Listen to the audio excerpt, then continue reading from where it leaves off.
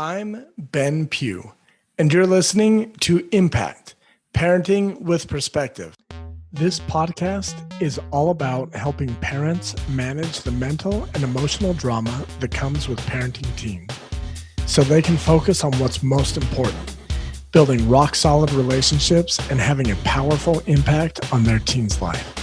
Join me each week as I dive into real tools to help you and your teen turn struggles into strengths.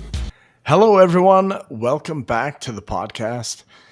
Today is a part 2, basically. We are talking about leadership and self-deception.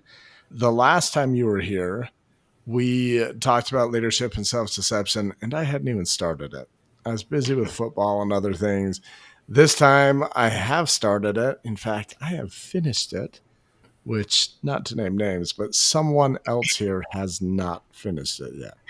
But sorry, I every time I got to find a way to throw you under the bus somehow. It's great. I come back every time. Yep. Cortni has probably read this almost as many times as me, so she'll do okay. But this time in reading Leadership and Self-Deception, have you ever heard of the saying, I don't even know the saying. Recently, my wife and I watched a movie or a TV show. It's called Lessons in Chemistry. Have you heard about this? It sounds familiar, but I'm not sure. It's on Apple. It's got Brie Larson. Anyways, one of the characters always reads the same book.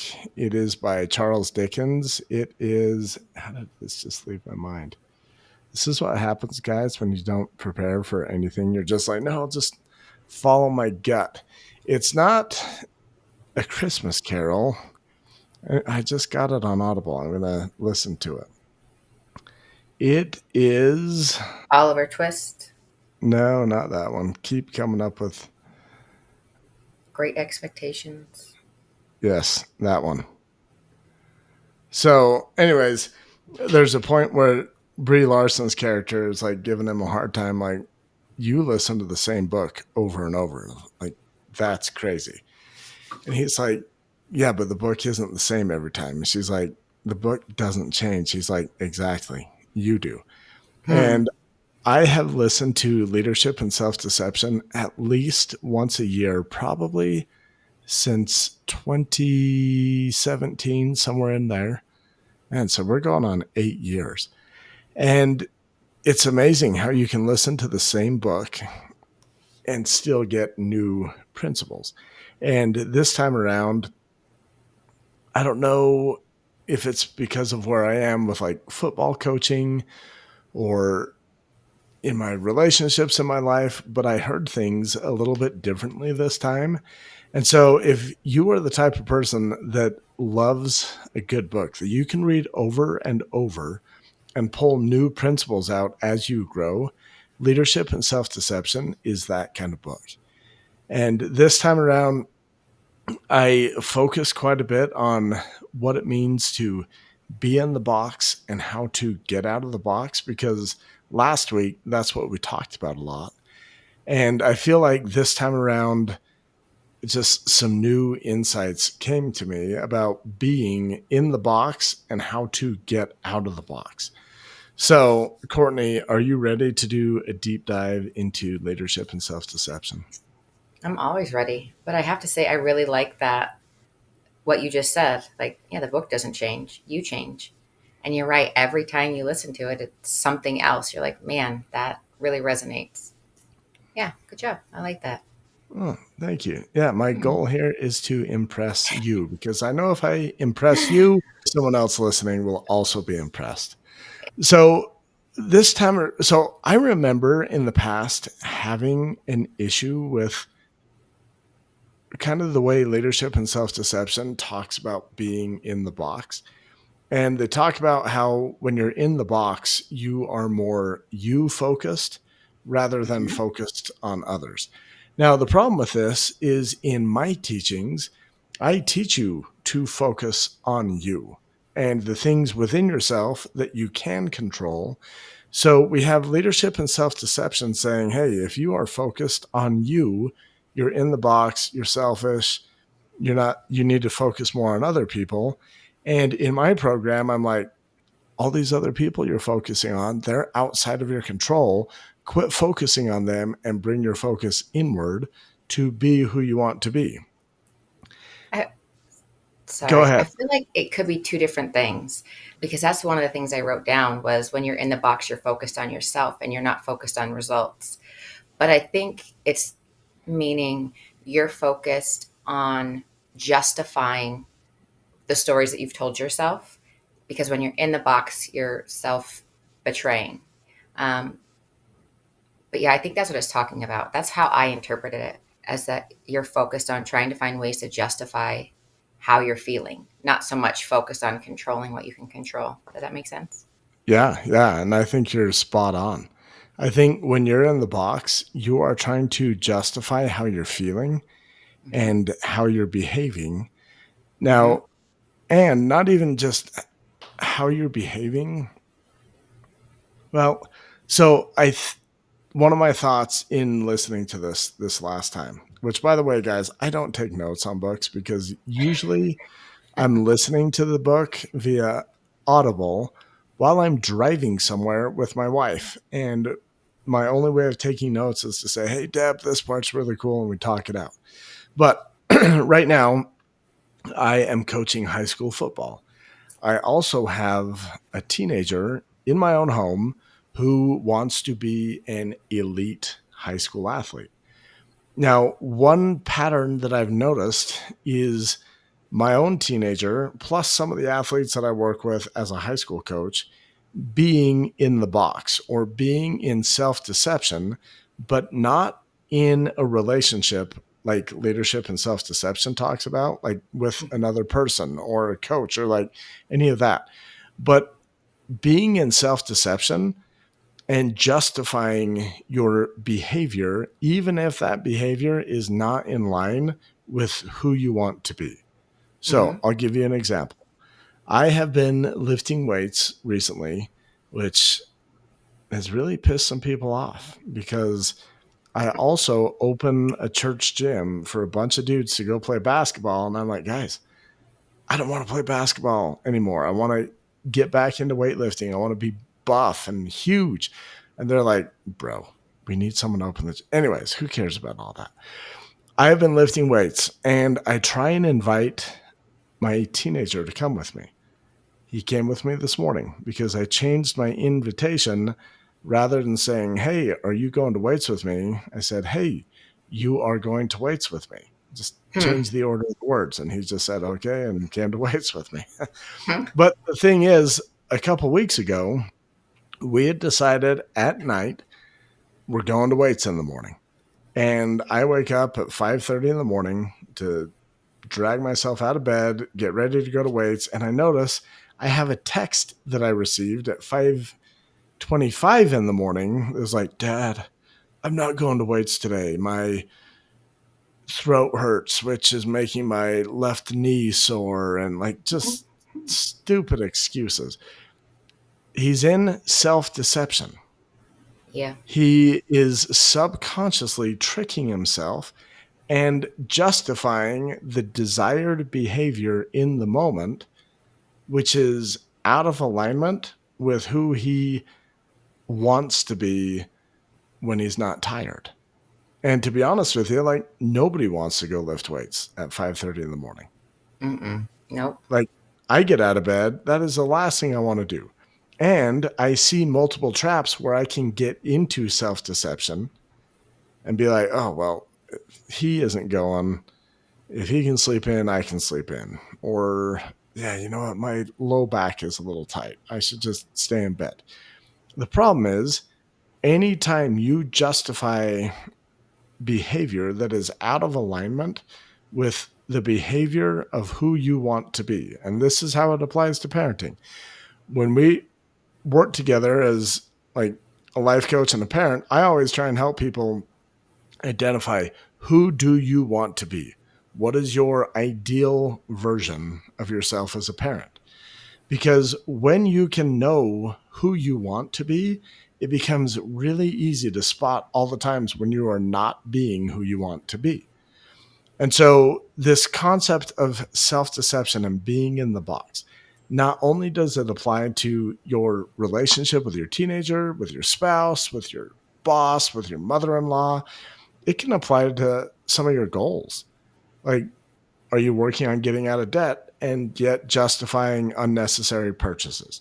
Are you Hmm. working on getting healthier and yet justifying eating a ton of junk food? Oh my goodness. My sister got married on Friday. Oh, talk about self deception and tacos. Who knew Oh, this was a thing? I ate 10 street tacos. oh boy. Well, good thing you burned that off this morning lifting weights. That is true. But oh my Mm-hmm. goodness, I felt it through the whole weekend. And that's the thing with self deception. When you are paying the price for being in the box, you feel it and it sucks. So let's get back to the original point. I don't know how I keep track of these things in my mind, but remember the original point where I like take issue with how they describe being in the box. That's right. That's right. Hmm. Yeah. Here's the thing that I've come up with. And Courtney, I think you're spot on. There's multiple ways to look at this.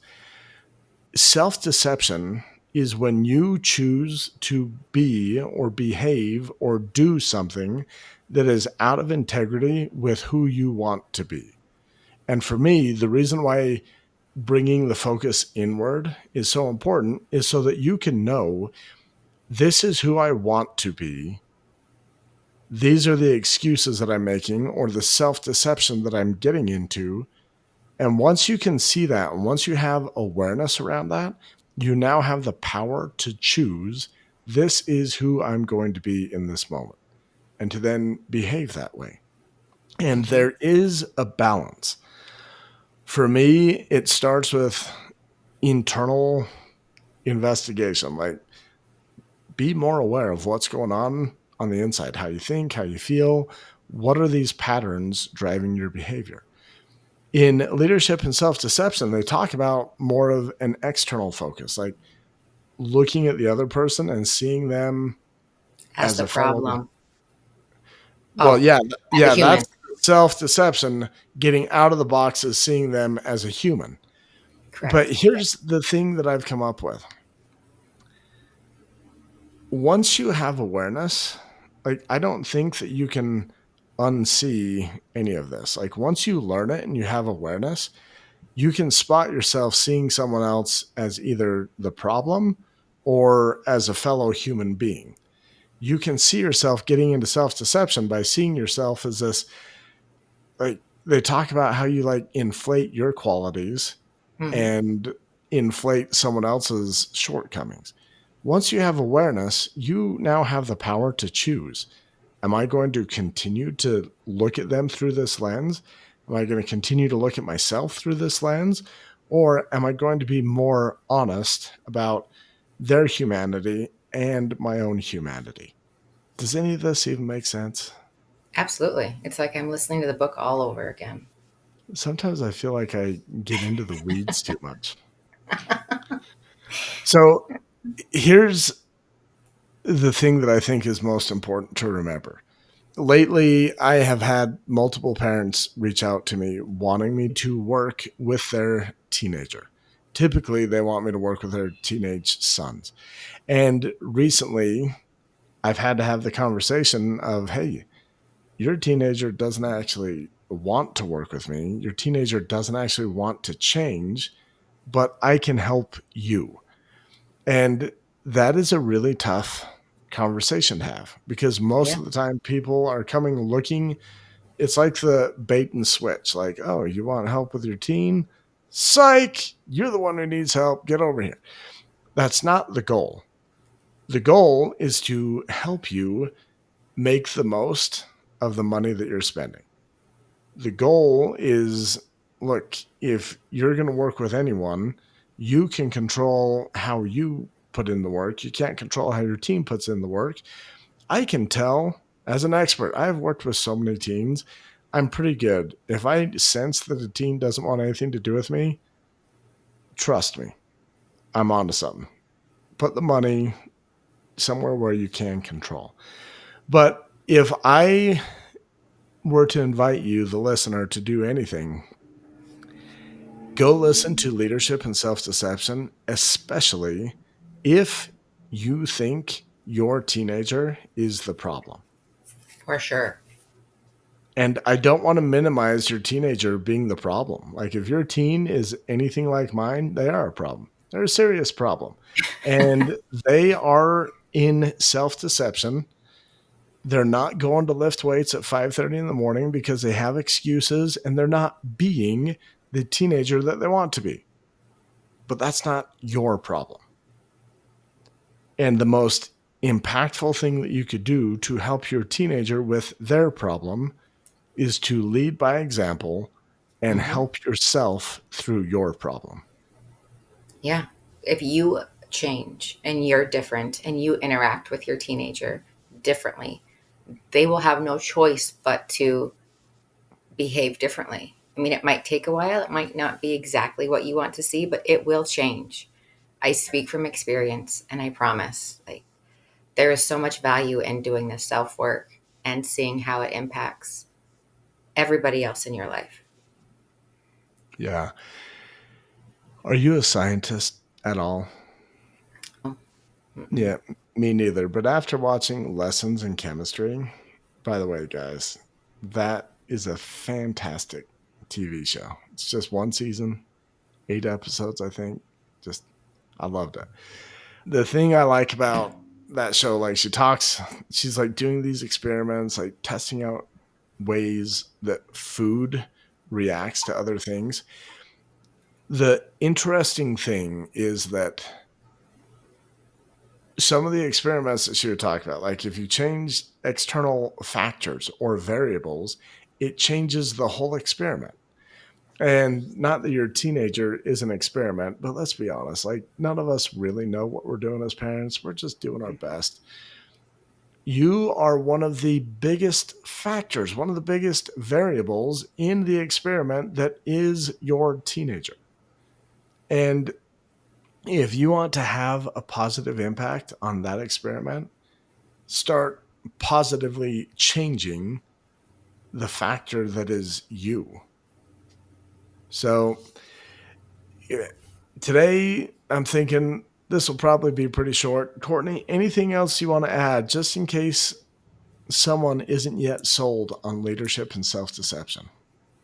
Yeah. So I don't know if you've already mentioned it, but Leadership and Self Deception is not one of your typical self help books. It presents itself as a story, so it is like reading a book. I think you like to call it an allegoric fable, or what do you like to call it? Yeah, Use your big something like English that. words. Yeah, it is like an allegory. A Yeah, Yeah. something. I was close, but it is amazing. And one thing that I heard recently from the book that I took note on, they were talking about how to get out of the box. And he's like, if you even question it, like, you're out of the box, like you want to make things different. Um, and he said you were out of the box towards Laura, his wife, because you questioned your own virtue. Like, when you are willing to look at yourself and question your own virtue, then you start to see everybody else as human, and you're not on your high horse, I guess. Yeah, I just encourage anyone to read it. It's an Yeah. amazing book. It really is. Yeah. I love that. And the truth is, we all get in the box from time to time. Like, that's Hmm. one of the things I enjoyed about the box. Like, in the box, you have multiple characters teaching the concept of being in the box and self deception. And they're like characters that, in the main character's world, like, these are people that are in a position of leadership and authority over him. So they have like Hmm. this worker who's the boss in this company over multiple people. And yet his bosses are teaching him about this, and they're talking about real issues that they have with this. So to reinforce that, like, Courtney and I still struggle with being in the box. And what Courtney was talking about, that part in the book where he talks about the question of how do you get out of the box? Well, the good news is if you want out of the box, you're already out of the box. Now, the new question is how do I stay out of the box? And that's the work, that's the practice. That's why I have been listening to this audiobook every year, sometimes multiple times a year, to help me have better awareness. And I really think it goes really deep into like the woo and the spiritual side of things. If you have an awareness of what is going on inside of you, that awareness gives you the power of intention. Or, in Hmm. other words, it gives you the power to choose.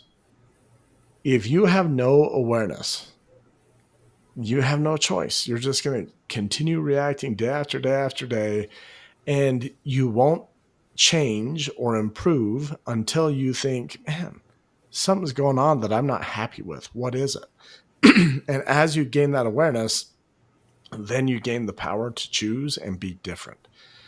I just share this book, Leadership and Self Deception, because I haven't found another book that does this as effectively, that helps make you aware that, hey, I might be responsible for a lot of my own problems, which, by the way, is the best news ever. Because if your teenager is responsible for how you feel, you're in trouble.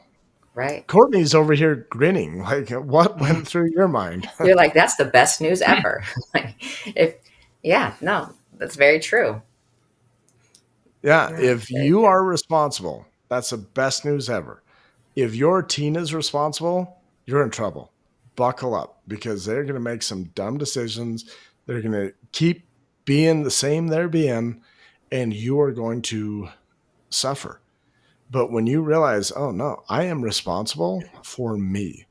And in my courses, and if you ever work with me, some of the things that I teach right off the bat, what are the things within your control? What are the things outside of your control? Let go of all the things outside of your control. That's why the leadership and self deception thing, it just teaches the same thing through a different lens where they're like, yeah, you got to look at the other people. Stop focusing on yourself. I'm like, stop looking at the other people. You can't control them.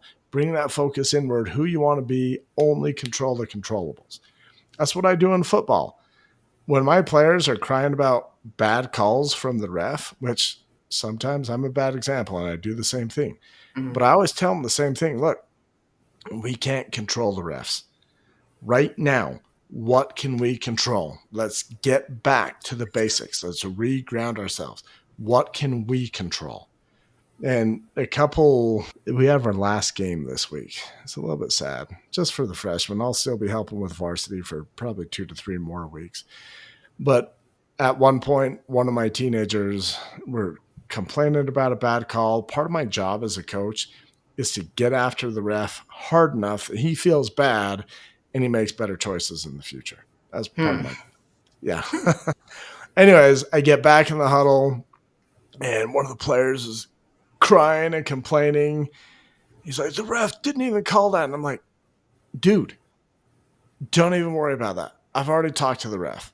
What is within our control now? And the very same player that was crying, he's like, let's go on two. Let's change the count. I guarantee you they'll jump off sides. I'm like, is that something we can control? Whether or not we go on two? Everyone's like, yeah, we can control that. Can we control whether or not they jump? No, but we can hold still. And we go out there, we run it on two. Sure enough, the guy comes across the line, gives us an easy 5 yards. Like, that's the power of focusing on what you can control. And leadership and self deception, in my opinion, helps me better do that. And by the way, I have recommended this at this point to probably hundreds of parents. I have only heard good things from parents who have come back and said, hey, that book changed everything. Hmm. No one's come back to me and said, Ben, that book sucked. It didn't even help me. So just saying. Not that anybody be brave enough to do that, but You never know. To take a little Ben Pugh detour, you were talking about you the responsibility being yours. And it reminded me of something I heard a while ago that I love. Something might not be your fault. A situation might not be your fault, but it's your responsibility to do what you have to do for yourself to make it right, Yeah. even if it's not your fault. Does that make sense? Yeah. I Um, think that might have been Mel Robbins. I heard it from Will Smith, but Okay. he could have been repeating it from someone else. But it Either, doesn't have either, to be your fault, but it's your responsibility because you're not going to stay in that place of woe is me. Like they did it, they have to fix it. Well, if you're waiting for someone else to fix your problem, even if it's their fault, you could be waiting forever. Just put your big girl or boy pants on and fix it, yeah. even if it's not your fault. Yeah. Beautifully said. And I understand the concept of fault. And let me just tell you that leads to a trap. Don't fall into the trap of blame. If you can get out of the trap of blaming other people, like I look at the car accident example. Like if you get hit in a car accident and it is not your fault, awesome. But it still does no good to blame the other person whose fault it is. You just go do what's within your power. Like, oh, well, I better turn this into the insurance. I better go get my car fixed. I better do. Like, you're not going to wait for the person who's at fault or the person who's responsible to be like, oh, hey, let me come pick up your car and take it. That's never going to happen. You just have to do what you own and let them do what they own. And we live in a world where some people don't have insurance. And then it's a big mess. That's why it's so important to focus on you. Be the change you want to see. Mm-hmm. Okay, Courtney, anything else? Nope, that's it.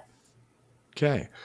Well, thank you for being here. I will have another podcast after this one without Courtney, but with another friend who wrote a book, and we'll be talking about his book next week. You don't have to read all the books that I recommend, guys.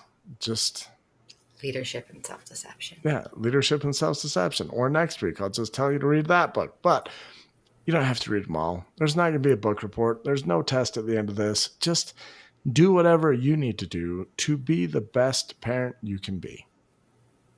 All right, Mm-hmm. Courtney, thank you for being here. You're awesome. Thanks. Ditto. Well, thank you. And all of you guys listening, thank you for being here and come back next week.